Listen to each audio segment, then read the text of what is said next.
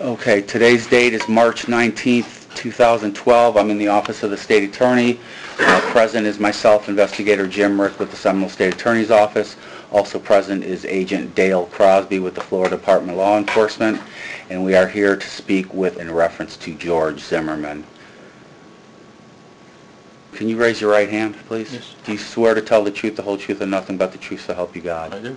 Thank you. Can you state your name and spell your last name, please? Okay. Why are you here today? I'm here today, well, the main reason is the tapes, the 911 and the other tapes were played for the Martin family, and they identified that as their son crying for help. That is absolutely, positively George Zimmerman. Myself, my wife, family members, and friends know that that is George Zimmerman. There is no doubt who's yelling for help. Every day in the news, the last thing I heard was this, well, there's 2 shots fired. I've heard George was chastening. I've heard so many different things that are just absolutely untrue. This has nothing to do with Neighborhood Watch. George had cooked dinner for him and his wife and was going to the store. He goes to the store the same time every week. Okay. I don't know if you all are familiar, but that little area is a very nice Yes, area. it is.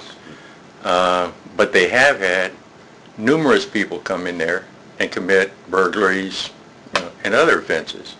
So it is a problem over there. So, I can't comment on, what George saw or what George was thinking or what anybody saw or what they were thinking. But I know that George Zimmerman, if several Asians had broken in places there and he saw an Asian walking around, he'd probably say, well, wait a minute. I recognize most of the people that live here and I don't recognize that person. It's, but my only problem is everything I hear in the news is absolutely wrong. That was George yelling for help for at least 40 seconds. Someone came out their door, they saw George on the bottom being beaten. He had a broken nose, injuries to the back of his head. I just don't know. I don't know what else to say. Did he talk to you any that night when it happened? His wife called. He did not talk to me that night.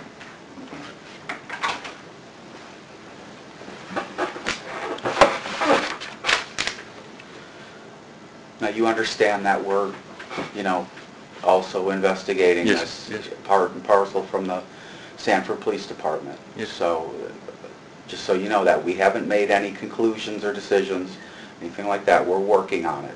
I It's going to be a process because it's a mess. And every day it appears to be more of a mess. Right. I understand that. I just wish at some point you all investigate it, get every single fact, and have a media event and say, listen, this is exactly what happened. I mean, we've investigated everything. Because every single thing that I hear on the news is not true. So, Well, certainly our goal is to get to the truth, obviously. So, okay, I guess you were talking with Investigator Artingstall a few minutes ago, and I think you also stated in here, but I want to reiterate that you indicated that you listened to the 911 tape, and the voice that you're hearing in the background is in fact your son. it is absolutely my son. Initially, when Mrs. Martin or her attorneys said that it was their son, I thought, well, she's under stress like everyone else, and I thought the tape might be, not very good. When I listened to the tape, it was surprisingly good to me. And that was George. And he was, I mean, he was not just yelling. He was, sounded like he was screaming for his life. So that's... Okay. Is there anything else you want to tell us, or have any questions for us that we possibly answer for you? Not unless you can make all this end. I don't know. Do you all have any questions? Well, I mean, like I said, we're in the very beginnings of our investigations, like I said, part and parcel from the Sanford Police Department, so, you know, we've got a lot of work to do. Yeah. I just hope at some point, the last thing, you know, all of us are getting death threats. It's me, my wife, and her mother, who is in very bad shape. We're going from a hotel to friends to, and I guess a group is going to come and try and arrest George, and they're going to come and do this and do that. And I just hope, when this is finished, that someone from some office will stand up and say, listen, this is what our investigation reveals.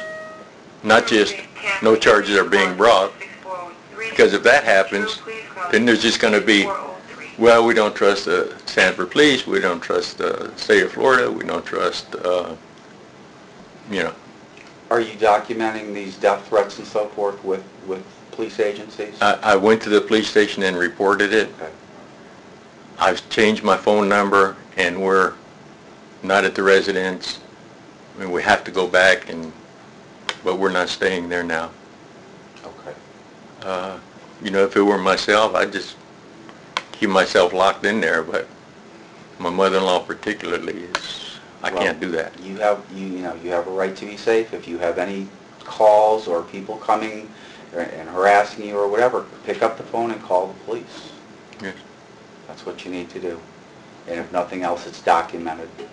Well, on the internet, they put out information about relatives and our home address, and, you know, so we're trying to stay, you know, I can't stay in a hotel forever, you know, financially and for every other reason, but, you know, I just, do you all have any other? No, I mean, like I said, we're working on it. And I appreciate you coming in and speaking to us. Well, you know, I just don't, there's nothing I can do, you know, Right. except look at the news, and then all of a sudden, well, maybe he was on patrol with somebody else and something else happened, or, you know, I mean, I don't know what, but every day almost. You're probably best served just ignoring the newspapers and the televisions for now. Well, you know, that's what I did for a long time. I mean, I hesitate coming here or going anywhere. But it just seems like, you know, it's an avalanche, and I'm standing at the bottom of it saying, you know, that doesn't look that bad, you know, and then I look up and it's a little bit bigger, and, well... Yeah, I understand. You know, I just don't know what to do. Okay. Agent Crosby, you have anything else? No? Okay, I'm going to conclude this conversation with, the time is 2:38 p.m.